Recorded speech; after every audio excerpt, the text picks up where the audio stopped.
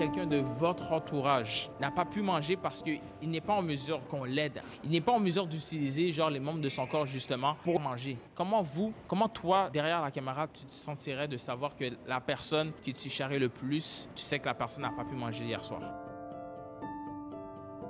Monsieur Sylvain Gauthier, j'ai un état de la paralysie cérébrale dès ma naissance.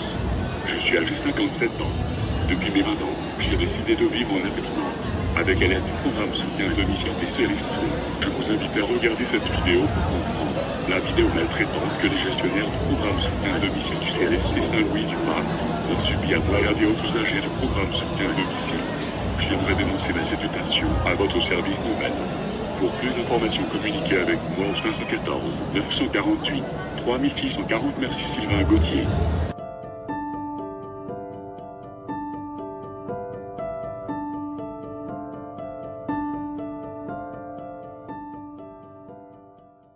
Hello tout le monde, du coup moi mon prénom c'est Maxime, ça fait quasi un an maintenant que je suis au Canada, ça fait quasi un an aussi que je connais Sylvain, il vient quasi tous les jours nous voir avec Didi, avec nous et les collègues. Dans le fond Sylvain, comment je l'ai rencontré, comme j'ai dit, il vient tout le temps au travail, puis j'ai appris à connaître son histoire au fur et à mesure des jours, au fur et à mesure des semaines. Savoir qu'il a toujours voulu qu'on le considère comme un égal à nous tous et c'est quelque chose que j'ai toujours aimé chez lui. Ce qui a fait que je me suis un peu, même pas un peu, je me suis beaucoup attaché à sa personne, je me suis attaché à son histoire. Voilà, je veux dire dans la globalité, c'est un peu comme ça qu'on s'est rencontrés.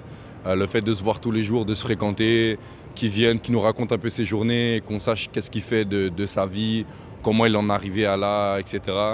C'est un peu tout ça qui a fait qu'aujourd'hui Sylvain est devenu notre proche, quoi. Comment toi, t'as réagi la première fois que tu as appris justement qu'il y avait des journées où il ne pouvait rien manger, il y avait des journées où il pouvait rester sur son lit, personne n'allait l'aider, la manière qu'on le traite et tout, le personnel et tout, puis que justement, vous pouvez le voir là, si personne vient l'aider, il ne va pas manger, personne ne va s'occuper de lui. Fait que, sachant en plus genre l'amitié que tu as construite avec lui, comment ça t'a mis émotionnellement de savoir que comme c'est ton ami, c'est comme ça qu'on le traite? Moi, ça m'a brisé. Honnêtement, ça m'a brisé parce que ça m'a...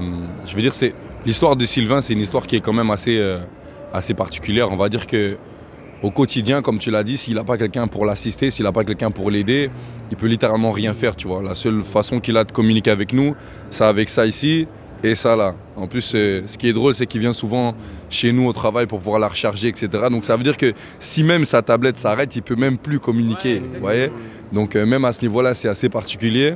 Mais je dirais qu'est-ce que moi, ça m'a fait, ça m'a touché énormément parce que, Dieu merci, grâce à mes parents, j'ai toujours eu cette sensibilité de vouloir et de pouvoir aider les gens qui ont des difficultés. Parce que voilà, on n'est peut-être pas riche aujourd'hui ou quoi que ce soit, mais on dort au chaud, on dort sous un toit, on vit tous bien, on mange à notre faim, on est capable de se débrouiller nous-mêmes. Il y a beaucoup de gens qui ne sont pas dans cette possibilité-là, notamment Sylvain aujourd'hui, qui lui en fait, on va dire qu'il il doit être assisté en fait par des gens, par un organisme pour l'aider. Et c'est cet organisme malheureusement qui ne fait pas les choses comme ils doivent le faire quotidiennement. Comme tu l'as dit, ça arrivé plusieurs fois où il est venu nous dire comme quoi le soir, à l'heure de son rendez-vous, on n'est pas venu le nourrir. On l'a fait dormir dans son siège parce que comme on l'a dit, il ne peut pas bouger. Ça veut dire qu'il est comme ça. Pour dormir, on doit le prendre et le mettre dans son lit. Il a des massages à avoir, on doit le relaxer. Il y a des choses qui doivent être faites, on doit le laver. Toutes ces choses-là, c'est des choses que si maintenant les personnes à qui c'est le métier ne viennent pas le faire, malheureusement, il n'y a personne d'autre qui le fait. Et donc à ce moment-là, il vient un peu se rabattre sur nous pour pouvoir avoir une certaine aide, mais c'est une aide qu'on ne peut pas toujours faire. Nous, on essaie de faire ce qu'on peut, comme pouvoir le nourrir quand on peut ou quoi que ce soit, mais on n'a pas la possibilité de l'amener chez lui ou de le prendre et de le mettre dans son lit parce qu'il y a des choses particulières à suivre. C'est un vrai job. Et le fait de savoir qu'il y a ces gens-là qui prennent pas le temps de faire ce qu'ils doivent faire par rapport à lui, ça nous touche honnêtement parce que comme tu l'as dit, ça pourrait être mon cousin, ça pourrait être mon père, ça pourrait être mon grand-père, ça pourrait être n'importe qui. Et aujourd'hui, j'essaie de l'aider moi de ma manière et je pense que toi aussi de ta manière à pouvoir simplement lui faciliter la vie le plus possible parce que sa vie, on va dire qu'elle est déjà assez compliquée comme ça. Et si maintenant les gens qui sont censés aider sa vie ne le font même pas non plus, à ce moment-là, qui va l'aider alors? On a mis un système de mesure en place. Il a fait des plaintes. Il n'est pas resté sans rien faire. C'est une situation qui dure depuis 2022. Je vais vous montrer par la suite le nombre de plaintes que M. Sylvain il a fait. 45 jours sont censés lui donner une réponse après avoir déposé la plainte. Et lors de la dernière plainte qu'il a déposée, le plus récent, c'était le août 2024. Et il a reçu une réponse maintenant. C'est pas à propos de moi. Là. On parle pas de moi, on parle de toi, Sylvain. Cette vidéo-là est pour toi. Et que après cette vidéo-là, un changement se fasse dans ta vie.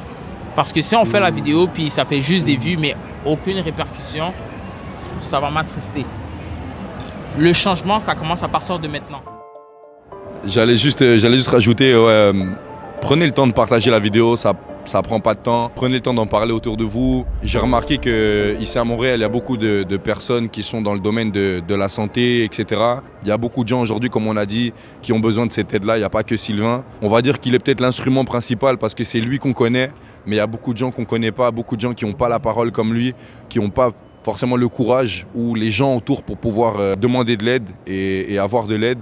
On a tous les réseaux, on a tous un pouce. Prenez le temps simplement de partager. Ça n'a rien à voir avec nous. On ne cherche pas à avoir du buzz ou peu importe. C'est vraiment pour pouvoir aider les personnes qui sont dans le besoin. Et aujourd'hui, il y en a. Donc prenez le temps simplement de faire ce que vous pouvez à l'échelle que vous pouvez. Et je pense que le minimum pourra toujours aider une personne. Donc voilà, prenez soin de vous en tout cas. Je veux rester chez moi. Je suis capable de rester chez moi. Si le CLSC Saint-Louis ne respecte mon plan de service et respecte ma personne, alors est-ce que je peux partager cette vidéo? Merci Sylvain Gauthier.